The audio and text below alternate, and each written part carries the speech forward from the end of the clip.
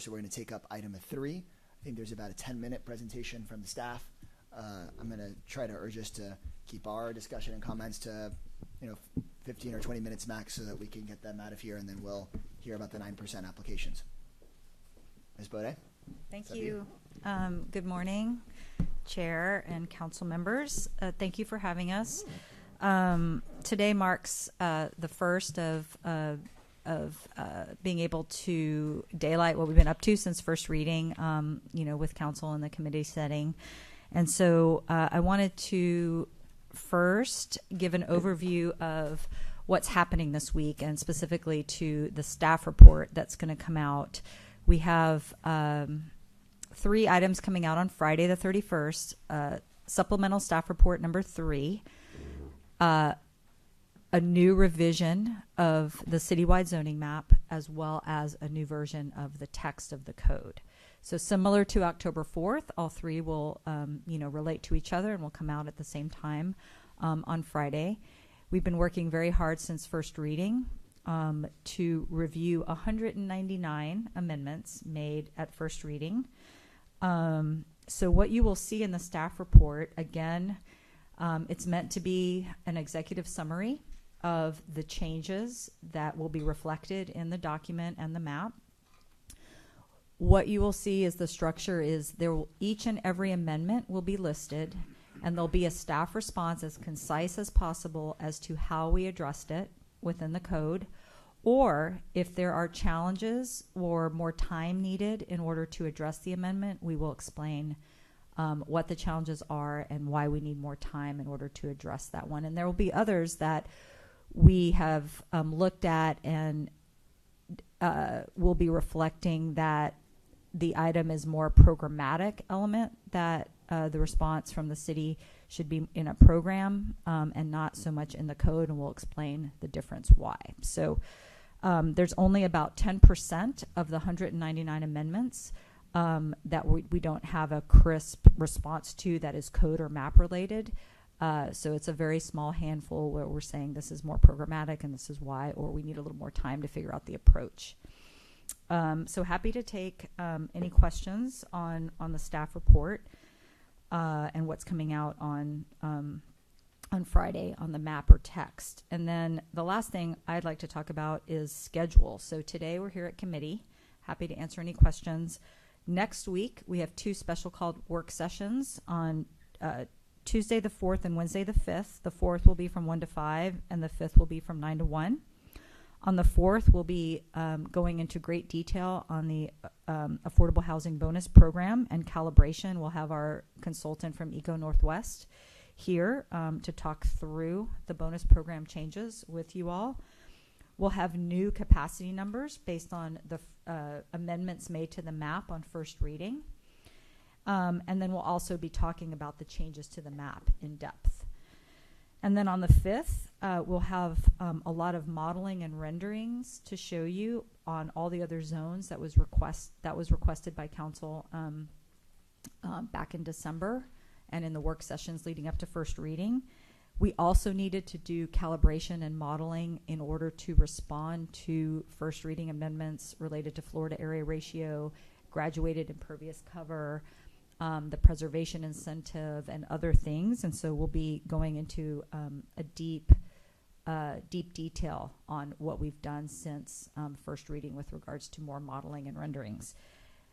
And we'll talk about some of the main housing items, such as the preservation incentive and other things that are affecting the capacity and other goals of the project.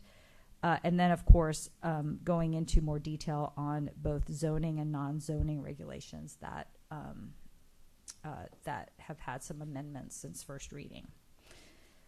So that's really it on process and what's coming on Friday. I think we can pause here if you have any questions on that, and then I'm going to let Laura go into some preliminary information on the zone standards for missing middle that we've been working on, as well as what we're seeing very preliminarily on housing capacity based on first reading. I told you there would not be 200 amendments, and we barely made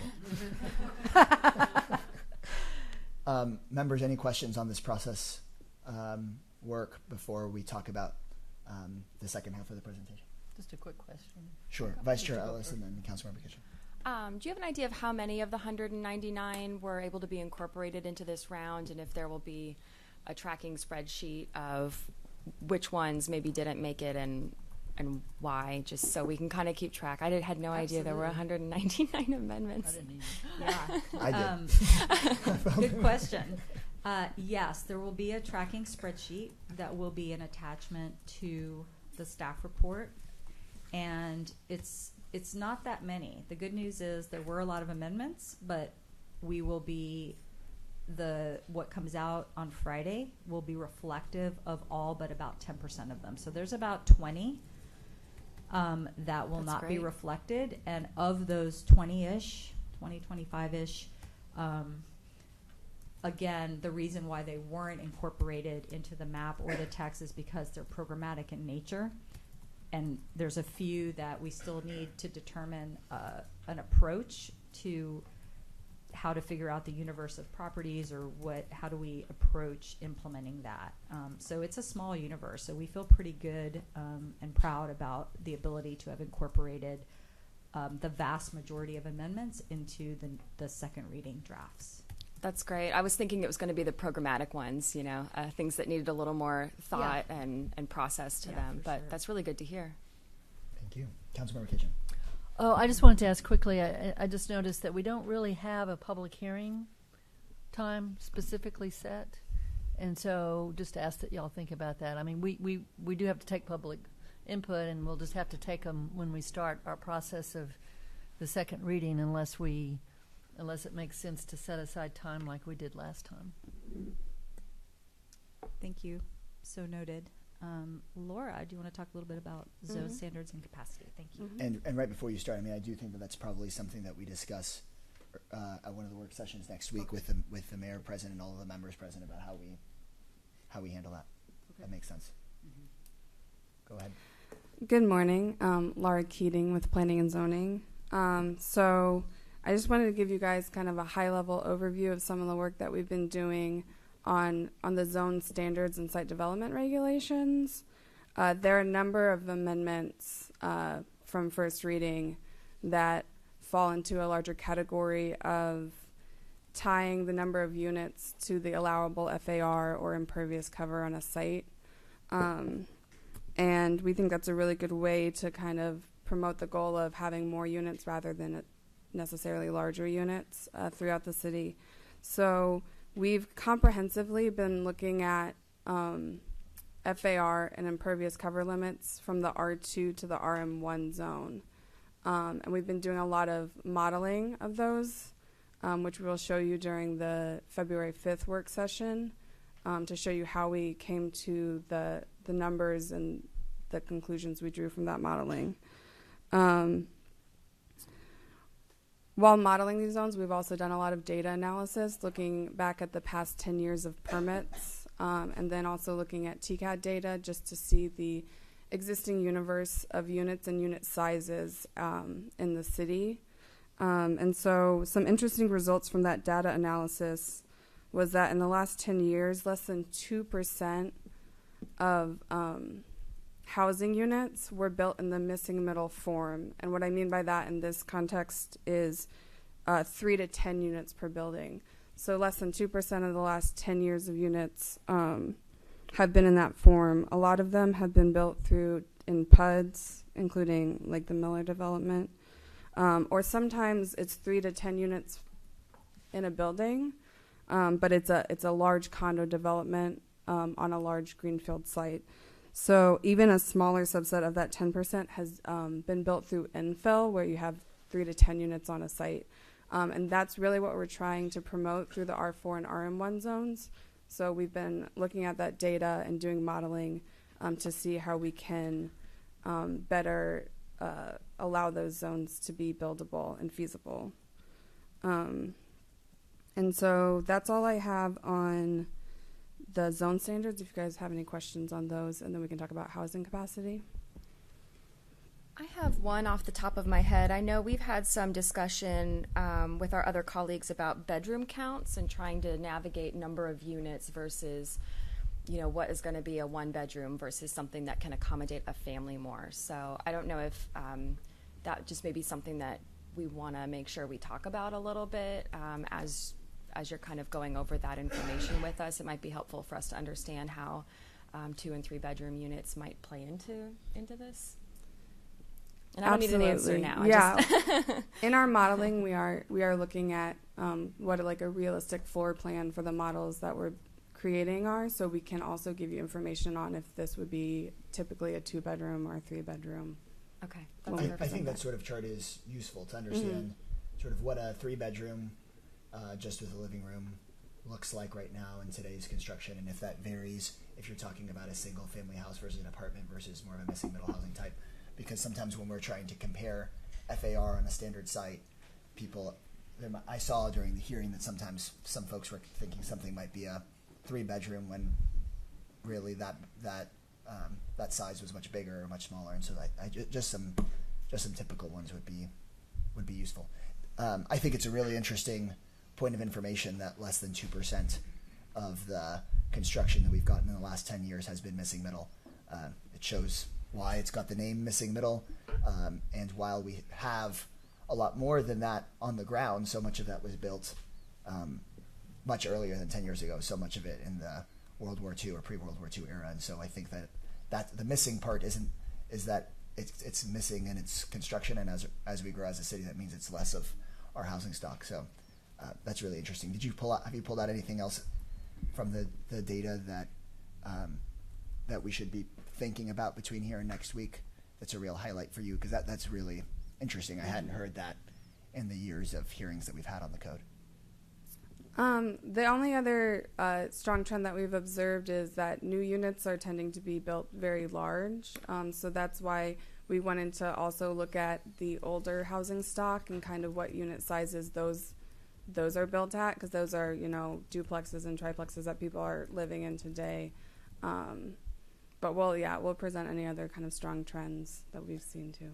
Yeah, and we heard that during Planning Commission a couple of different times, that if you look at permit data, that the new construction is just so big, and for us to find ways for it to be more moderate size while still allowing for family size units, I think is part of the sweet spot that we're looking for, because we just hear anecdotally that folks aren't able to find that in the housing inventory, but you guys having the data will really help us as we make decisions on square footage. So thank you. Right, and even the duplexes, I noticed in my district a lot of the duplexes available were built before the current code. So I think that information could be helpful. Councilmember Kitchen, did you have something? Yes, just related to that, two different things. First off, this is great information, and so in talking about the trends, do you have any way to understand what factors allowed for or encouraged or were impacting whether those were built or not? So we'll have data about how many were built, but do we know why? Why so few missing middle have been built? No. Why, if a choice was being made, whether to do the 3 to 10 unit form or some other unit. In other words, we're saying there's only 2%, and that's very helpful information. But what would really be nice to know is why. So, but I don't know if you've got data that would help you suss that out. We're looking at that qualitatively as well. I mean, one example I can think of is that the new code is trying to improve is just to make it easier to get through the development review process for 3 to 10 units. So we'll come back with any other observations related to that as well. Well, I guess the question might be, and I don't know if you have any hard data or not, but ideally you'd be asking people, well, so you chose to do the 3 to 10, why? What factors led to your ability to do that? As opposed to someone, a developer who didn't do that. I would love to hear from the developers what they think are the factors one way or the other. Anyway, it would really help us analyze better if we understood why. So the second thing I wanted to ask you about was you had mentioned the older stock. So this is just something maybe we can talk about on the, I guess maybe it's the 4th, when we talk about affordable housing. I'd like to understand better the ability to which we're really going to be able to preserve affordable housing that's on the ground right now. You know, we've talked some about the fact that part of the difficulty is you have some data and you've been doing this, to identify where there is existing multifamily affordable, and been able to zone those comparable instead of upzoning them. But the problem is that they're zoned comparable to existing zoning. So affordable housing stock that is sitting on property that has a higher zoning than they've taken advantage of is going to be, we're not really preserving what's on the ground. And, you know, there are lots of limitations to that and lots of policy questions about the extent to which we can actually do that. But I would like to I'm just marking that I would like to have that as part of our discussion when we talk at work session. I just want to make sure that we have explored every approach that we might put in place to actually preserve what's on the ground right now, where we have that kind of affordable housing. And if there are policy decisions to be made, I think those need to be surfaced to the council on whether or not we want to go down that road or not. I know that one of the concerns has been raised is that in some cases that might require downzoning. Well, that's a policy decision for the council to make about whether we want to go down that road or not. So I'm just asking that please make that part of our conversation when we talk about it on the 4th or 5th, because I want to make sure it's a really high priority for all of council to do everything we can to preserve existing affordable housing. And I want us to have eyes open, wide open, in terms of the extent to which we are or are not able to do that. So that's just a request for what we deal with on the 4th or 5th. That makes sense to me. I mean, I think that was a big component of what we talked about. I know the staff have been working on it, and while our bond dollars and purchasing is what preserves things in perpetuity, I think reducing the options for redevelopment on some of these more affordable units, while we create opportunities for redevelopment on commercial tracts and small infill, I think is the balance that a lot of us are trying to strike, and we appreciate you working on that. Yeah, so we will definitely bring this up at our leadership team meeting and discuss it with the team, including Deborah Thomas, and make sure we carve some time at work session to address. So thank you for that. And the mayor has joined us. Welcome back. You can just say hi.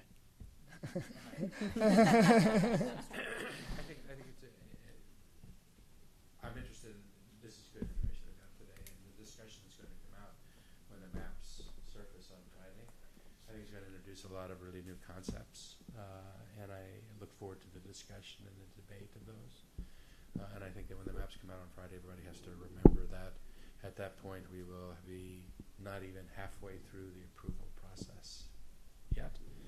So it would be an opportunity for people to see new ideas, new concepts, and see how they look. Great. And then we've got one more piece on housing capacity. Correct.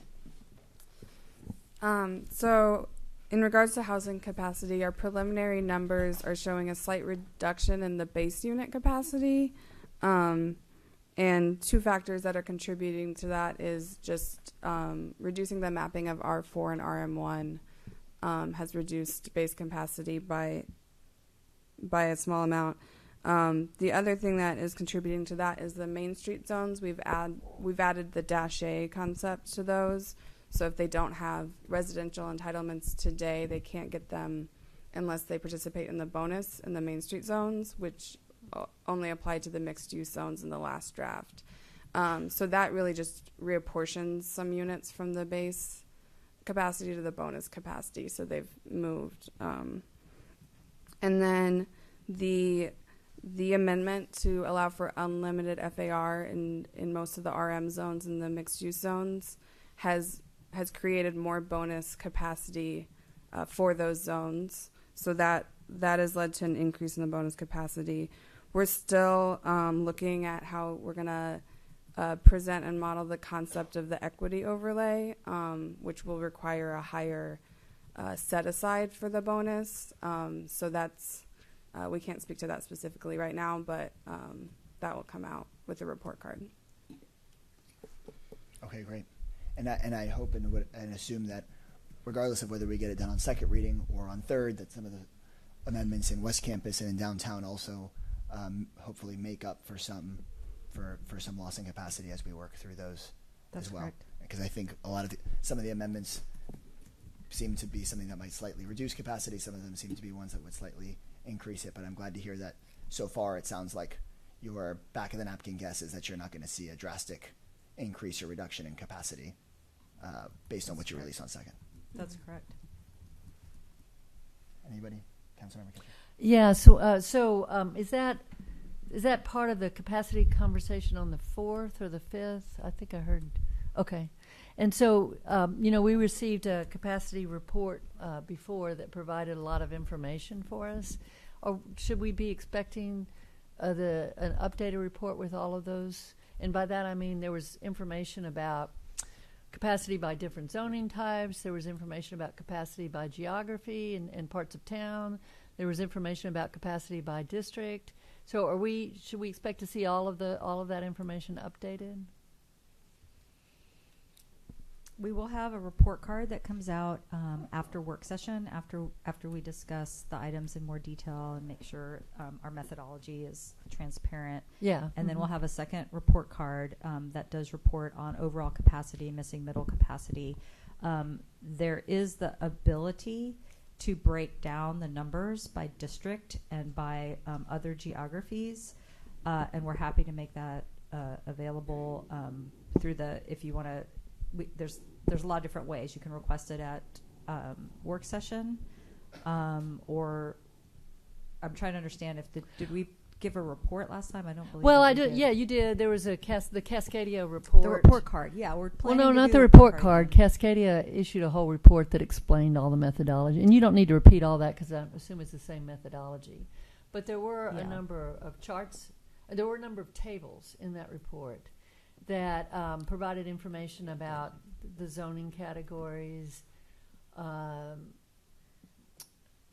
I'm sorry, I don't have them all in front of me, but I guess what I'm saying is that I would like to see a drill down. So Yes. if we're saying that we're keeping overall capacity, which of course we want to do, I want to see how that works across the city and geography-wise. And we did have information last time by district. I think that should be provided again. Yeah, we can replicate the memo. I'm remembering now the detailed memo on the methodology, which is the same as you said. But the figures, the numbers will change a bit based on the responsiveness to first reading amendments, and we will update that. Okay, so you'll update the numbers broken out in the way that they were before. Correct. Okay, thank you. Yeah, if it's relatively simple to update, I'm sure folks would be interested in that. Yeah. If you start running into roadblocks or it starts taking up a lot of time, of course, come and talk to us. But it sounds like for now, that sounds like something you're able to do. And Councilmember Renteria. this has to do with this and the missing middle. I wonder, can you also, when you give us the report by districts, can you include the percentage of the missing middle that we have in each of the districts? Yes, we can include that information. Thank you. Vice Chair. Could you repeat the part about the reduction in base capacity and increase in bonus capacity part again? Absolutely. So we saw slight reductions in the base due to less mapping of the R4 and the RM1 zones. Okay. And then in the Main Street zones, when we applied a -A to some of those properties that don't have residential entitlements today, some units moved from base capacity to bonus capacity. Okay. And is that in line with the way that we've been looking at affordable units and kind of seeing what leverage we do have as a municipality to not say you have to have this affordability component, but if you wanted to turn commercial to residential, then we could be increasing our affordable units through that mechanism? Yes. Okay. And were there other factors briefly that gave y'all direction to kind of toying with the RM and RM1 and the R4? It's been a couple weeks since we talked about it, and I just wanted to know kind of if y'all remember briefly our thought process in discussing Yeah. those changes. Good question. One that I'll mention, and then Laura can chime in if there's others, is we did signal in the first staff report that we wanted to look at corridors on the transit priority network that were primarily residential, and recognizing that those are different from commercial corridors on the transit priority network, and pulling back the transition areas a bit. And so that did result in a reduction of RM1 and R4 Okay. along those corridors, which there were quite a few. So that was Okay. one factor that reduced RM1 and R4.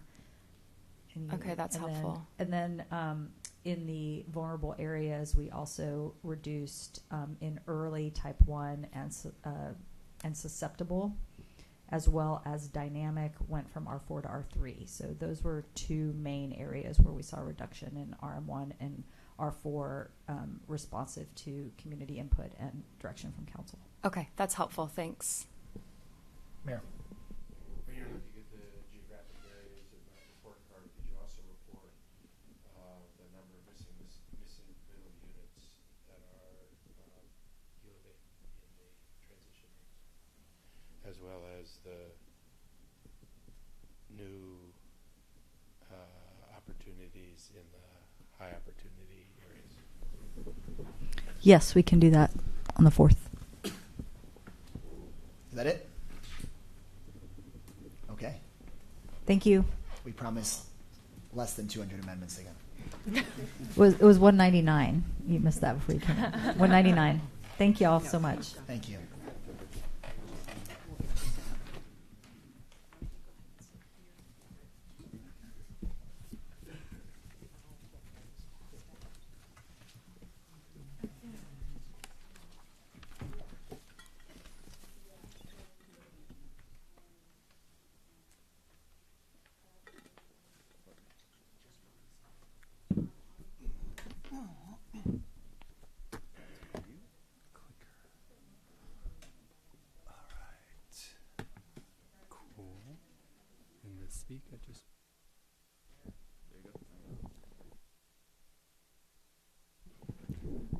Okay.